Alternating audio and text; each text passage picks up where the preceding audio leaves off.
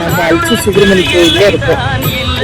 So ரொம்ப நாள் ஆச்சு கோயில முருகரை தரிசனம் பண்ணிட்டு நேற்று பங்குனி உத்திரம் இன்னைக்கு தர்ஷனமே ரொம்ப ரஷ்ஷா இருக்கும். அதனால இன்னைக்கு வந்து முருகரை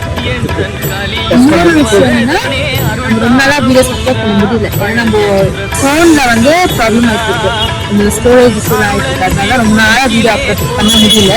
ஸோ ஃபர்ஸ்ட் ரொம்ப நாள் கழிச்சு ஒரு வீடியோ போட்டோமே, ஃபர்ஸ்ட் முறைய வீடியோ போட்டுக்கலாமே அதுக்கு ஓகேங்களா. போலாம்.